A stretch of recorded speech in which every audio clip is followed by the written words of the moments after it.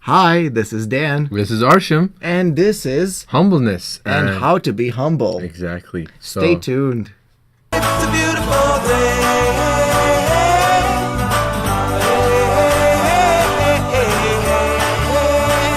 It's a beautiful day. Hey guys, we're back. And today's topic is how to be humble, like we said. Well, we're going to have Arsham here explain how he starts a day with humbleness. Well, I think being humble makes me happy because I like helping people and I like giving back to people around me. And so I like to try to help as much as people I can because what I believe is in order to get to what I want, I have to help enough people to get to what they want. So it also keeps me motivated and seeing, happiness, being around people who are positive, who have a lot of energy, who are happy. So would you say that's basically a tit for tat kind of thing? Like I do you a favor and you do me a favor? No. I would kind of say it's like I do a favor. I don't ask for anything in return, but it makes me feel better. It makes my day much better. It makes me learn new things, and also it makes me have new friends. Like for example, if any of my friends, family, if anyone comes and asks me for help, I'm always there to help them because not only is it an opportunity for me to learn new things, it's also makes me happy helping others, and that's one of my goals in my life is to be around people who are happy, people who are motivated just like me, and I hope one day I can influence people's lives in a positive way. And so, with that being said, I like to, help people. With more of a mindset than financially because I'm just a student at the moment. But later on, I hope that I can help a lot of people with that. What about you? What do you think of humbleness? Well, the way I think about humbleness starts with the way I fit in society and understanding what my actual role is. So basically, it is close to what you said, and I like to help people. I like to do the right thing because it's the right thing, not just because it offers. Not just you're gonna get something back. Yeah, I usually don't expect anything in return, and I don't like. I'll admit there are times when I want to do something and I just don't do it. But we all have that though. Yeah, and like today, my dad he asked me for help for landscaping. Oh. I was like, I have a headache. I feel bad. Oh. But yeah, I couldn't really help, but I should have. You should have, but that's okay. Like, and there are times when, for example, I pass by a homeless person and I'm like, I wish I could do something more for them. Yeah, because like giving them some money, it's a good thing, but some people think it's for alcohol and all of that. Exactly, blah, blah, blah. But that's not necessarily true. I've met people who are not in a good situation, but they're in a bad situation because of maybe it was because of someone else, and they don't necessarily do any kind of drugs or alcohol. So I don't really judge people when I help them. Whenever I see a person and they look a little bit more raggedy and I'm not entirely sure where the money's gonna go to, I rather go and get them food from somewhere close and then just. That's true. But considering that, like with me, like if I'm like somewhere that there's a homeless person, it's probably downtown, and if I'm in downtown, then I'm kind of doing something. I'm not just usually hanging out in downtown. So it's just like it's more like I want to help. But it's for me, in order if I was going to get the food and then come back to this person or take the person with me and all that, it would be much more time consuming. Like I wish I could do that, and I will do that. I usually find the time to. I just reserve a little bit of time to do that, and I don't mind being late because I did something like that. It makes me feel good. And Well, maybe I should try that. But with me, like I have done, like.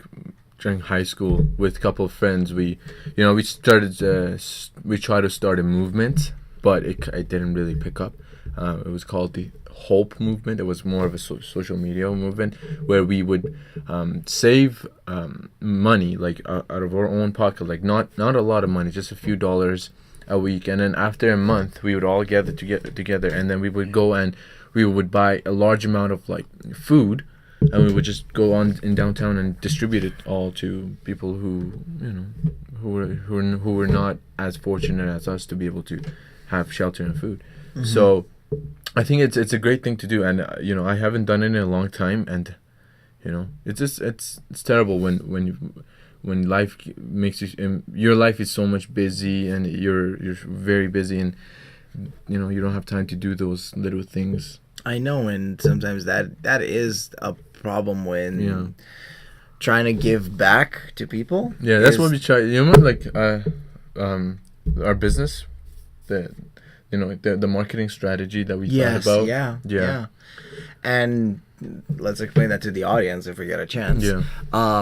Basically, the way we thought about merchandising or doing other things was to help other people. Yeah, that's true, and I think it's a good way to, you know, feel better and make, you know, a good impact in the society. And with that being said, I believe that I think giving back is kind of, it makes you realize more things. Do you know what I mean? It makes you realize like what's out there, you know. It makes you realize what impact you can make, because life isn't, well, to me, life is not all about materialistic stuff, you know. It's about life to me is more about making an impact in the society. That is very, very true. That is very true. And with that, I think we need to address a part of humbleness that many people just overlook, and it's knowing what your strengths and weaknesses are and being honest about it. Yeah. Because being admitting that you have a weakness is a sign of humbleness, but and strength. And it's also a strength because you are able to identify that sort of weakness. Yeah. You know what I mean? Yeah, it's more of a self development, you know? Yeah. It falls in the category of self development, because in order to get whatever you're trying to succeed at, whatever you're trying to do, you have to develop yourself first, then try to get out there. And you know, a lot of people, maybe they have a certain skill and ability to, you know, make a product or a service, and they just go out there and they become successful. Well, the thing is that they already knew what they have to do. But if you're just trying to become successful and trying to be around people who are positive minded, and you're trying to see what's out there, then you're gonna have to work on yourself to attract all those type of people. And also when you're humble, and when you're always giving back, and when you are doing a positive thing, that's what you get back. Yeah. With the society, that's you know, you start finding friends that are they do the same thing. Yeah. You know, and you find friends that can do the things that you can't. Exactly. So, and being able to identify that actually brings you onto the next level of business, because you are now able to effectively manage a team because of your humbleness, because of you being able to identify somebody's strengths, of being identify your own weaknesses, being able to identify how to compensate the team in order to create a perfect balance. And this sort of managerial function of humbleness is what drives a successful team beyond, of course, what it can do. Yeah. So if you look at things such as people that have less hours, or people that are able to work more, people who understand some concepts that some other people don't understand, well, creating a balance between this creates an effective and successful team. And occasionally, like, I will understand something and you won't, and I won't have a clue about something and you'll probably be knowledgeable about it, and somehow we balance that out, and in the end we have a team that cooperates, a team that understands, and a team that sees how we do things and how we effectively manage time, how we effectively manage stress levels, because even stress is actually a very big part. And understanding that you are not able to function in a stressful situation is one of the most crucial things, because many people think, oh, it's okay, I'll just pull through, I'll just hammer down pretty much, and they crash and they burn because they don't have the right people around them. Yeah, exactly. Yeah, and also with that being said, you bringing up business, I think once you get in an environment that you're around people who are, they share the same passion as you, then you have a lot more connection, and that's very, very valuable when you're trying to create a product or a service or any kind of business. Yeah. It's kind of like networking kind of a thing, but you're networking with people that want to do the thing you do, and also people who You're help all you. nailing the same hammer. Exactly. Yeah. And people who help you, they're willing to give you their time. They're willing to, to put effort for maybe nothing in return. Well, most likely nothing in return. And that means that you'll be around people that are driven and trustworthy.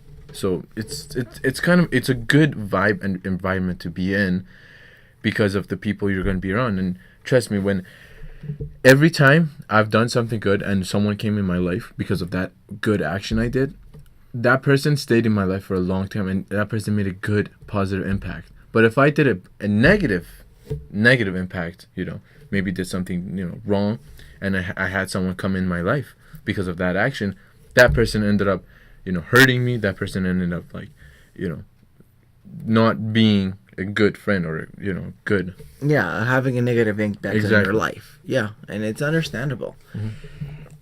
And another thing that comes to mind with things like that is seeing how do you see yourself in the morning, and again, being not assuming that you're the best, even though you should maintain a positive attitude. That's another thing.